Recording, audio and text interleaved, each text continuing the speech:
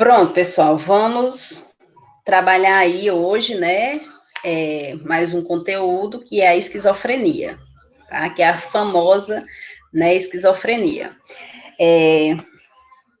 A esquizofrenia, pessoal, ela já saiu, tá?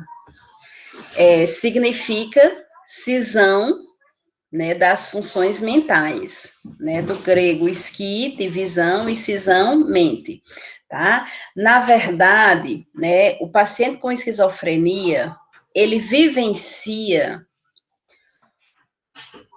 um mundo em particular, tá? Não chega, né, quando se fala essa questão do particular, vem a questão, né, de pensar em autismo, tá? Não chega a ser como autismo, que ele vive mais, né, o seu mundo particular. Na realidade, quando eu falo nesse particular, é no sentido das alucinações, tá?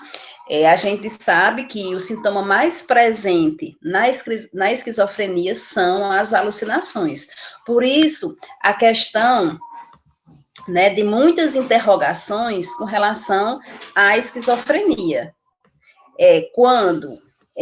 Antes, se a gente for ver o histórico aí da esquizofrenia, antes ele não tinha esse nome, né, esquizofrenia, ele tinha o nome de doenças psicossomáticas, de doenças psicóticas, tá? Onde a gente já viu que se tem psicose, tem a presença de alucinação, certo?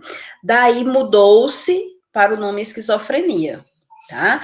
Mas a gente sempre associa, né, até o senso comum, né, sempre associa a questão da esquizofrenia às alucinações, né? Tanto que também, né, com relação ao senso comum, as pessoas dizem, né, não sei se vocês já escutaram falar, mas que elas consideram o doido mesmo o esquizofrênico, né? Por quê? Porque ele vive esse mundo paralelo, era isso que eu queria dizer, né? É um mundo paralelo que é a questão de vivenciar as alucinações, onde as mais presentes, como nós vimos, nós temos aí a visual e a auditiva, tá? Então, por muitas vezes o paciente, ele fica, né, nessa interlocução, nessa comunicação aí com as vozes, tá? Onde ele não mais dialoga com as pessoas do seu convívio, porque ele está sempre dialogando com as vozes, né? Aí vem a questão das ordens de comando, né, que é o automatismo mental, né, a questão de muitas das violências, muitas das violências físicas cometidas pelo paciente esquizofrênico, seja ocasionada por uma ordem, né, da voz, por um comando da voz, tá, das alucinações.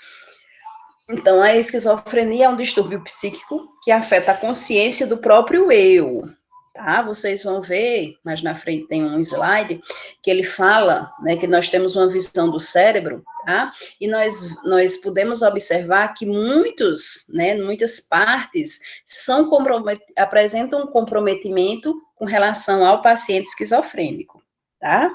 Então, é a consciência do próprio eu, tá? Na realidade, vai haver, por isso que eu falo, né, de um mundo paralelo, é a questão da consciência ser acometida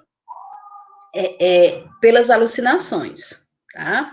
As relações, afeta também as relações afetivas, a percepção e o pensamento.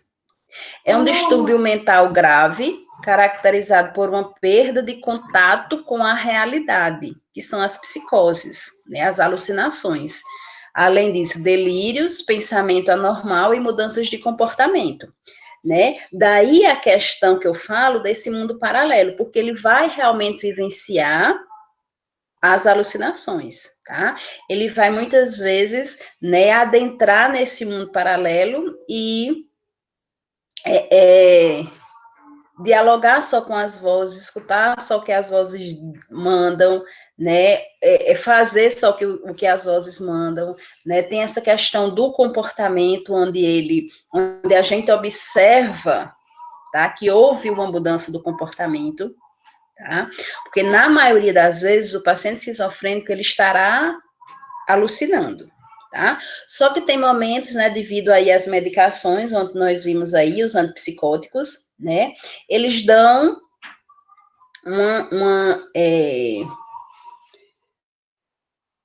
as alucinações, elas ficam menos intensas, tá? Muitas vezes até eles passam períodos sem alucinar, ok?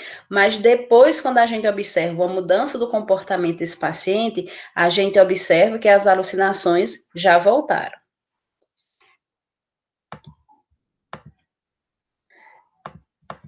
Aí nós temos aí as causas da esquizofrenia. Não existe uma causa única para desencadear este transtorno.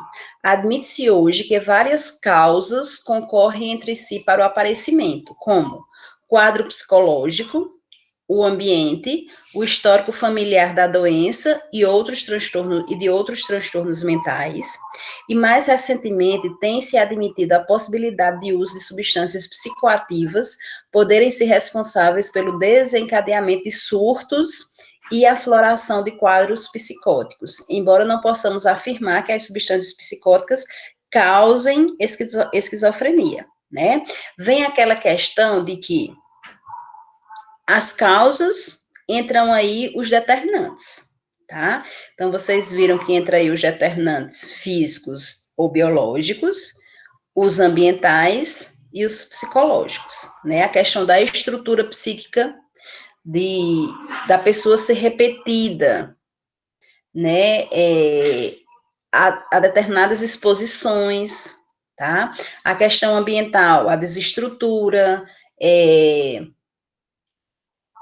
a presença de violências, o alcoolismo, tá?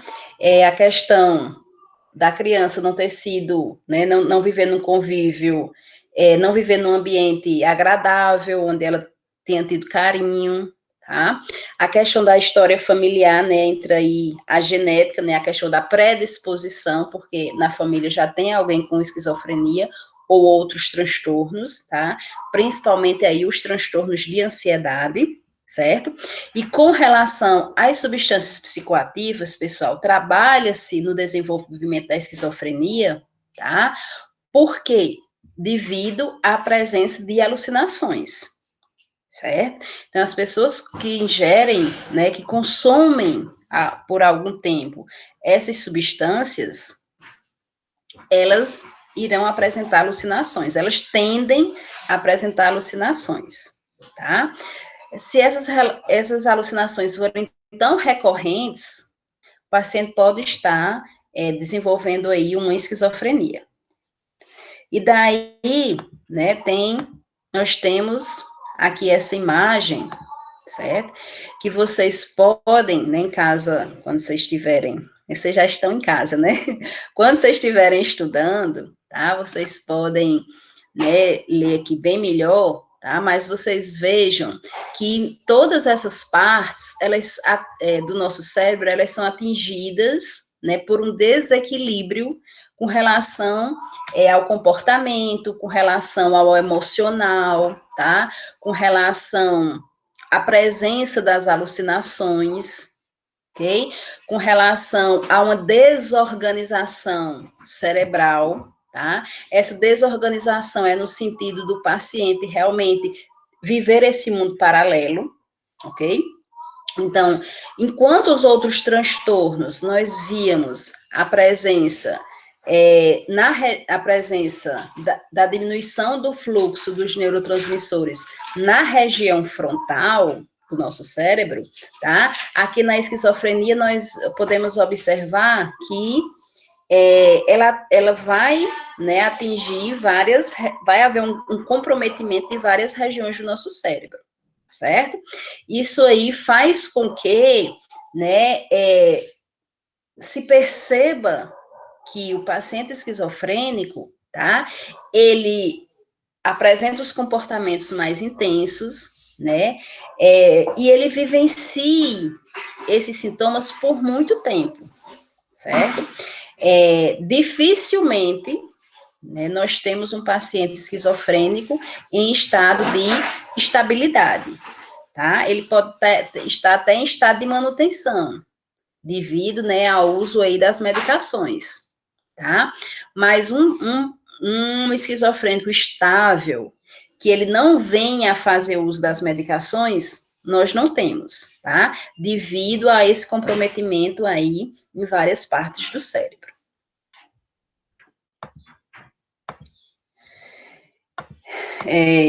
Falando aí do slide, tem pessoas com esquizofrenia, o córtex frontal, responsável pela atenção e raciocínio, era menos ativado, enquanto o corpo estriado, responsável por sensações com grande número de receptores dopaminérgicos, estava superativado, tá? Então, veja que há um descontrole aí, né, além do comprometimento, né, em várias partes do corpo, há um descontrole dos neurotransmissores também, tá? Daí a complexidade da doença, daí a questão de sempre estarem, né, do senso comum, sempre estarem comparando e dizendo que realmente o esquizofrênico é o único louco, né, é o único doido mesmo considerado, tá? Por quê? Porque os sintomas, eles são mais visíveis, porque o paciente, ele passa mais tempo com a presença dos sintomas, porque nós não temos pacientes esquizofrênicos, né? São raros. Em período de estabilidade, ok? Eles podem estar em período de manutenção, por quê? Porque eles estão sem crise, tá? Eles estão sem alucinações, mas os comportamentos estranhos, eles irão permanecer, tá? A irritabilidade, a agressividade, ela pode permanecer. A intensidade disso aí vem quando as alucinações estão presentes, tá? E daí nós temos os sintomas.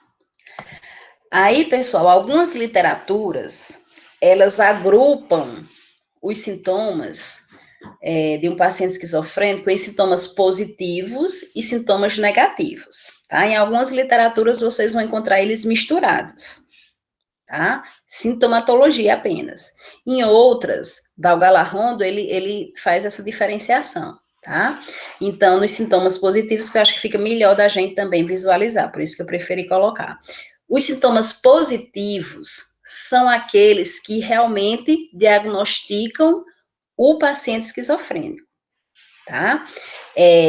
Então, os sintomas positivos, delírios, alucinações, pensamento e curso desorganizado, alterações visíveis de comportamento, ansiedade excessiva, impulsos ou agressividades constantes na fase de crise, tá? Então, tudo isso, todos esses sintomas, eles estão presentes no paciente esquizofrênico. Tá? O paciente esquizofrênico, ele sempre vai apresentar alucinações, ele sempre vai apresentar um pensamento desorganizado, ele vai apresentar muitas fugas de ideias, ele vai apresentar pensamentos de perseguição, né, persecutórios, tá? Pensamentos de grandeza, tá? Ele visivelmente é aquilo que eu falei para vocês. A gente observa que o comportamento dele está estranho, tá? Diferentemente de ontem, tá? E essa questão da agressividade que vai estar sempre presente, a irritabilidade e a agressividade. Tá? E nós temos os sintomas negativos, que esses sintomas negativos, eles podem estar presentes em outros transtornos, tá? Como, por exemplo, a depressão, a bipolaridade, na fase depressiva, a psicopatia, tá? Os sintomas negativos, frieza de emoções, tá? Então, o paciente esquizofrênico, ele apresenta, tá? Essa não expressão da emoção, tá? Ele expressa muito bem que não gosta da outra pessoa, certo? Principalmente quando ele tá nas alucinações, certo? E muitas vezes essa falta de emoção, essa falta de sentimento para com o outro, é ocasionada porque as vozes estão criando isso, tá? As alucinações auditivas, né, estão criando isso. E o paciente, ele começa a não apresentar, né, aquele gostar, aquele sentimento por aquela outra pessoa que antes ele podia ter, antes do desencadeamento da doença ele podia ter, tá? E isso está presente também nos psicopatas, tá? Então, por isso que fala em sentimentos negativos, porque os sentimentos negativos, eles podem confundir com outras patologias. Já quando se apresenta os sintomas, né, além dos sintomas negativos, os positivos, aí comprova a questão, né, da esquizofrenia. A ausência de expressão, tá? A pessoa, ele se apresenta apático, justamente essa ausência de expressão, ela é desencadeada pelo não emocional, pelo não sentimento, tá? A anedonia, que ele não tem prazer em realizar atividades que são prazerosas, como passear, comer algo gostoso, né? Aquilo que realmente nos dá prazer. Aí há um cinema, buscar lazer, né, diversão, tá? Eles não buscam isso, tá? E a questão da sociabilidade, né? Eles preferem o isolamento, tá? Quando no convívio de outras pessoas eles apresentam esse comportamento agressivo. Alguns pacientes, como eu até já relatei para vocês, quando eles começam a escutar, né, as vozes, e ele tem, né, um certo grau de consciência, onde ele sabe que as vozes irão manipular e fazer com que ele cause mal ao outro, tá? Ele pede, né, a questão do isolamento, né, da internação, ok? Então, esses né, sintomas negativos, eles podem também estar se confundindo aí com a depressão, né? Quando o paciente, ele perde o prazer em determinadas coisas, quando ele não se expressa, quando ele prefere o isolamento social, tá? E daí nós temos os tipos de esquizofrenia, tá? Nós temos 5 tipos de esquizofrenia, tá? Como é que a gente diferencia um tipo de outro? Pela questão da sintomatologia, certo? Pela presença aí dos sintomas. Por isso que o diagnóstico, ele fica, ou a hipótese diagnóstica, ele fica em esquizofrenia, tá? Quando o psiquiatra, ele vê a intensidade de um sintoma ou outro, tá? Daí ele vai classificando a esquizofrenia nos tipos, tá certo? Mas o primeiro diagnóstico que o paciente tem é de esquizofrênico, tá? Então, nós temos aí a esquizofrenia paranoide. Na esquizofrenia paranoide, o paciente, ele vai apresentar delírios, alucinações auditivas e comportamento violento, tá? No paranoide, tem melhores chances de reabilitação, por quê? Porque a maioria desses delírios é com relação a perseguições, tá? Ele fica com paranoia com relação a alguém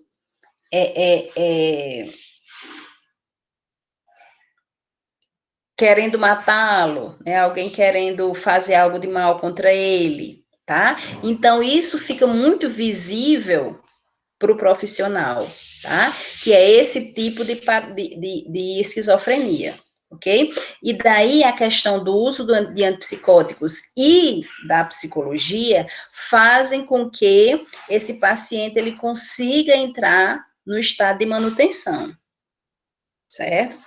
Quando o paciente apresenta um comportamento diferente, quando ele apresenta um comportamento violento, a gente já consegue observar que ele está entrando em crise, tá? Então, é considerado paranoide porque esses delírios, eles estão voltados para a questão, né, de perseguição, tá? Para a questão de bater no outro ou matar o outro porque esse outro quer feri-lo, porque esse outro quer fazer algo mal, tá? Então, o discurso, ele é sempre nesse sentido, tá? De perseguição.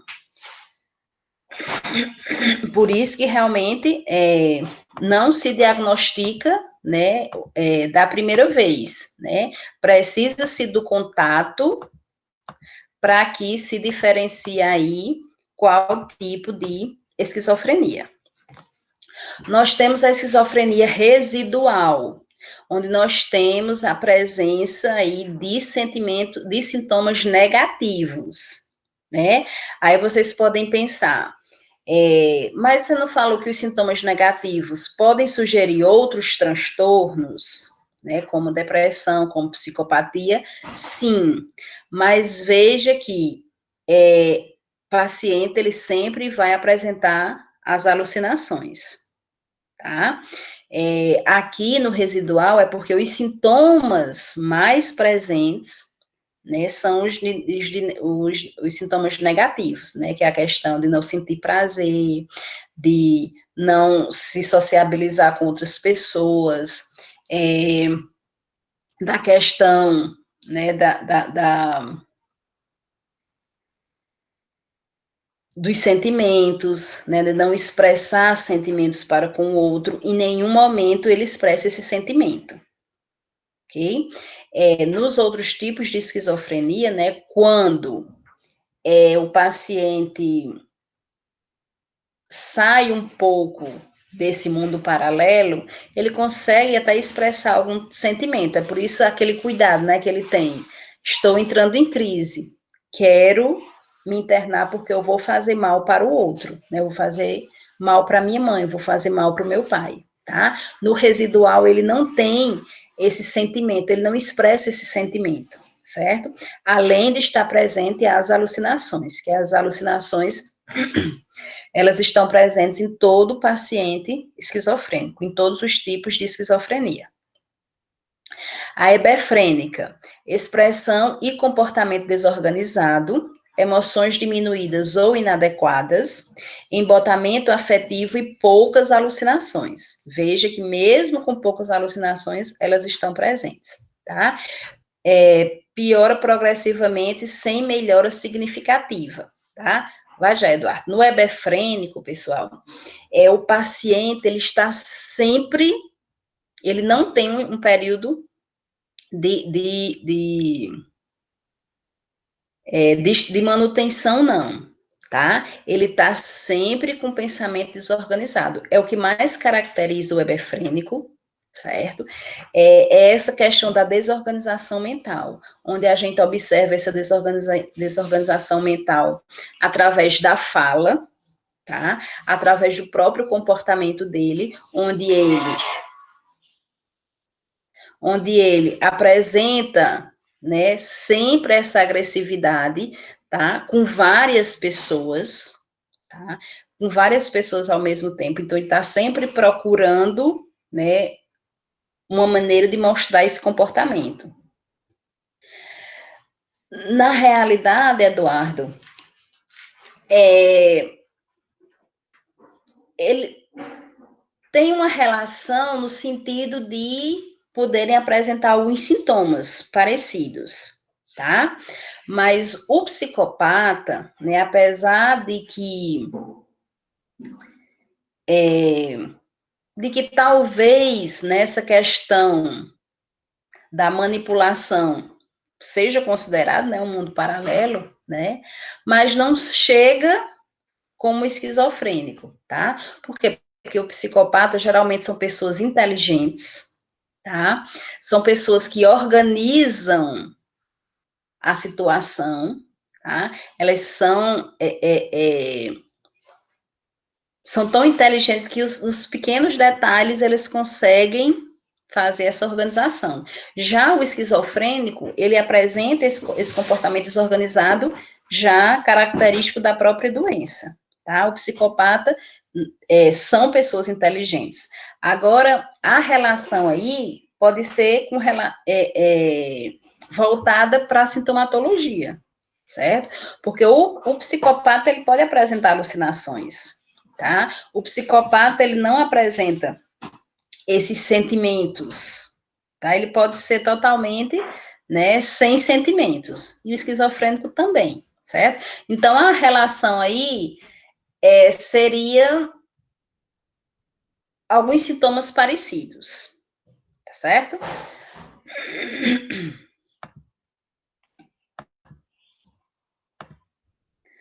Aí nós temos aí a esquizofrenia catatônica, tá? Onde a gente já aprendeu lá nos conceitos básicos, né? Catatônico vem com relação à imobilidade, né? A realmente estátua, tá? E é quando o paciente ele fica no seu mundo paralelo, tá? Só que de forma parada, sem reação, tá?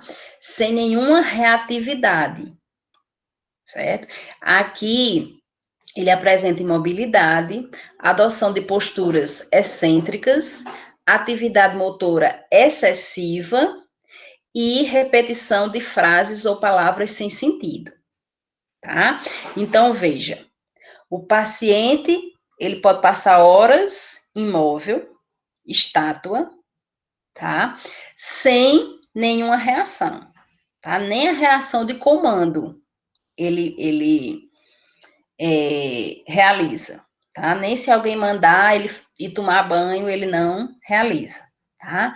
De repente, ele tem uma psicomotricidade, tá?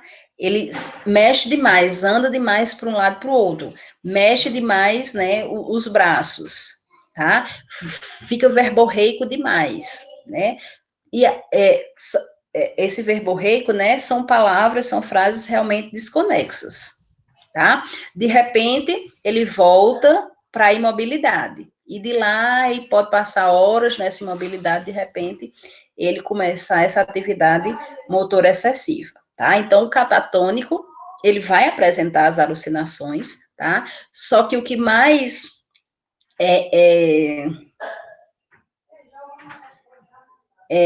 como é que eu posso dizer? O que mais é visível é essa questão motora, tá? De repente ele para, de repente ele volta, de repente ele para e volta. Esse de repente não é instantes não, tá? Ele pode passar um dia catatônico, tá? E no outro dia ele tá lá, né, se mexendo, certo? Então, o catatônico ele fica mais fácil de ser reconhecido, né, devido a essa questão postural, tá? Que não está presente nos outros tipos de esquizofrenia, tá? E temos aí a indiferenciada, onde o paciente ele vai apresentar delírios, alucinações, alteração do pensamento, sintomas negativos e comportamento excêntrico. Esse diferenciado é quando o psiquiatra realmente ele não consegue diferenciar um tipo do outro, tá? Então ele coloca indiferenciada porque ele observa que esse paciente ele apresenta todos os tipos, teoricamente, tá? Ele não apresenta só a questão da imobilidade, ele não apresenta só os pensamentos negativos, como a residual, né, mais intensos, certo? Então, seria a mistura de todos e o psiquiatra prefere classificar aí como esquizofrenia indiferenciada, tá? No diagnóstico pessoal, nós temos aí. Não existe uma prova, ficou a prova aí, tem que sair esse A, viu, pessoal? Não existe uma prova de diagnóstico definitiva para a esquizofrenia. Para estabelecer o diagnóstico de esquizofrenia, os sintomas devem durar pelo menos 6 meses e estarem associados a deterioração significativa no trabalho, nos estudos ou no convívio social. O psiquiatra deverá descartar a possibilidade de os sintomas psicóticos do paciente serem causados por um distúrbio afetivo. As pessoas com esquizofrenia têm anomalias cerebrais que podem ser vistas na tomografia e na ressonância, tá? Aí, pessoal, veja bem, né? Entra aí a própria clínica, tá? Além, né, desses exames, entra aí a própria clínica, onde o paciente vai ser visto com a predominância das alucinações, tá? Com a predominância dessas violências físicas e psicológicas, ou físicas e verbais, ok? Trabalhando-se aí, né, a questão do diagnóstico da esquizofrenia, tá? Por isso que, mais uma vez, eu repito para vocês que é muito difícil, tá, nós termos um psiquiatra que dê logo um laudo nos primeiros contatos, nas primeiras consultas, ou na primeira consulta, tá? Porque realmente esse paciente, ele precisa, né, ser observado com relação ao seu comportamento, certo? E algumas literaturas vocês vão encontrar que a esquizofrenia, né, ela tem um diagnóstico maior com a pessoa de 20 anos para cima, certo? E na realidade a gente já encontra adolescentes com diagnóstico de esquizofrenia, certo? É porque ele já vem, né, sendo acompanhado para ser diagnosticado, ok? Mas a recomendação de diagnóstico é de 20 anos a mais, tá? Então, como tratamento, nós temos aí, né, os antipsicóticos, a questão da reabilitação, atividades de apoio e psicoterapia. Essa questão das atividades de apoio, elas têm que incluir a família, tá? A família de um esquizofrênico, né, por a gente observar, né, que é uma doença que traz uma gravidade maior, certo? Porque o paciente, a maioria do tempo, ele está com a presença das alucinações, então a família, ela sofre muito, tá?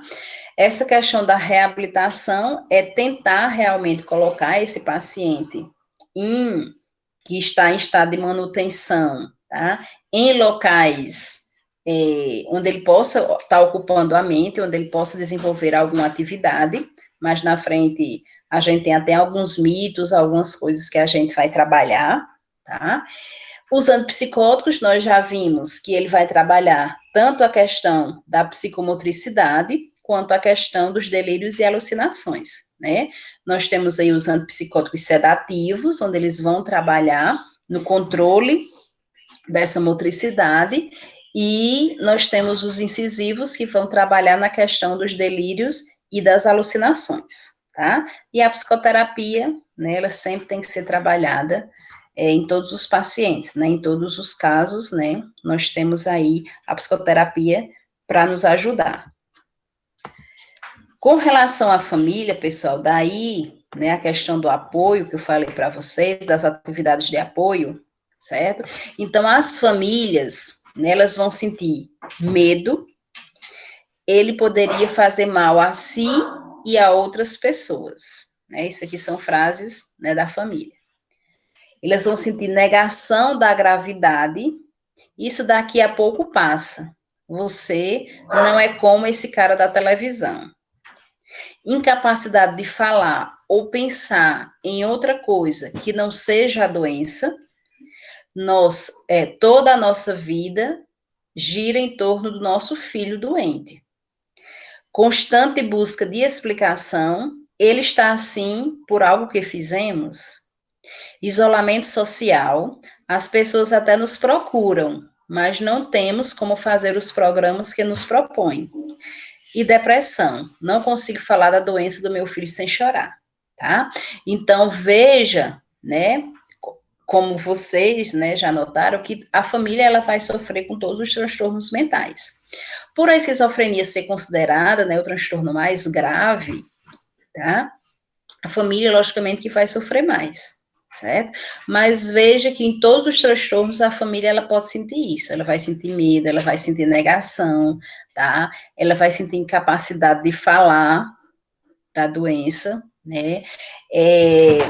Por vergonha, realmente, porque, né, sua vida vai se voltar para a doença, né? A questão do isolamento, né? E de saber, né, do conhecimento sobre a doença, o que é que eu posso fazer, o que é que eu não posso fazer, o que foi que eu fiz, né, meu filho vai melhorar, não vai melhorar, tá? E assim a gente observa, né, que algumas famílias que se dedicam, elas têm uma mudança total na vida, né, muitas vezes vão até morar em locais mais isolados, né, para que a criança, ela tenha uma maior liberdade, né? Então, muitas vezes elas saem, né, da cidade mesmo e vão morar na zona rural para que essa criança, né, tenha uma maior liberdade, ou né, essa família, esse filho tem uma maior liberdade, né, porque na cidade ele é um risco para ele e para terceiros, né? Tem a questão da família mesmo, estar sempre sendo agredida, tá? E ela muitas vezes tem que colocar o seu filho no cárcere privado, porque ele é um risco para as pessoas que estão convivendo com ele, porque ele tem o comando de vozes, né? E ele faz o que as vozes mandam, tá certo? Então, por isso que a família, né, em todos precisam ser trabalhadas, né? Na esquizofrenia, principalmente. E daí nós temos alguns mitos e verdades com relação à esquizofrenia, tá? A esquizofrenia não tem tratamento, a esquizofrenia tem tratamento, né? Pode ser tratada. Existem, né, os medicamentos, nós temos aí os antipsicóticos, né? E a questão das terapias para ver a reinserção social, tá? Nós continuamos, né, também com paciente esquizofrênico com os mesmos objetivos, que é de reinserção social, mesmo sabendo que ele não vai ter períodos de estabilidade aí, mas ele pode ter períodos de manutenção, né, que fazendo uso das medicações, ele pode, né, estar nesse período de manutenção.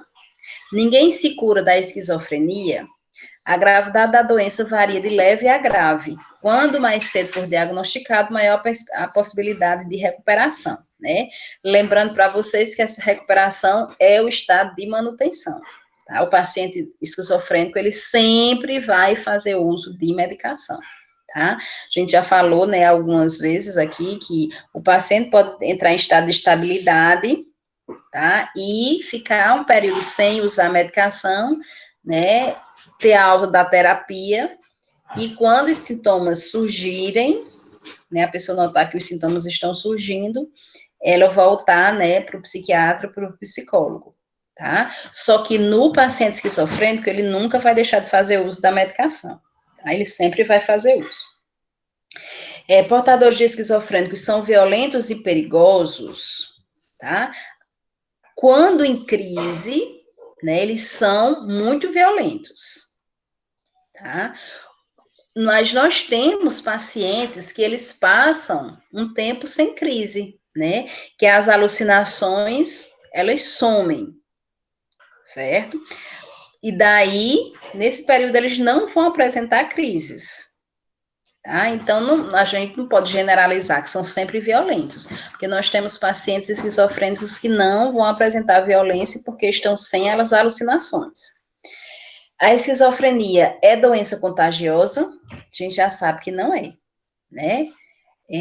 Não se deve acreditar no portador de esquizofrenia, né? Na verdade, vem a questão, né, desse mundo paralelo, tá? Então, ele cria, né, o como viver, cria os seus comportamentos, cria o que diz, muitas vezes, né, relacionados ao que a alucinação manda, ao que a voz manda, né? E como fala aqui, né, nós temos também as ideias persecutórias, que é as de perseguição, que é muito característico aí nos pacientes com esquizofrenia paranoide. Pessoas com esquizofrenia são preguiçosas, tá?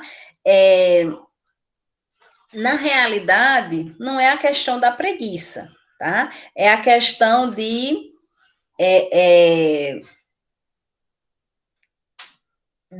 deles, né, terem um comando de voz, e daí as vozes estarem mandando eles fazerem uma coisa e outra, né? Também tem a questão das anedonias, né? Ele não sente prazer em fazer as coisas, tem a questão da associabilidade, ele não sente vontade do convívio, então ele prefere o isolamento, tá? Então não é a questão da preguiça, né? É a questão realmente das sintomatologias que predominam.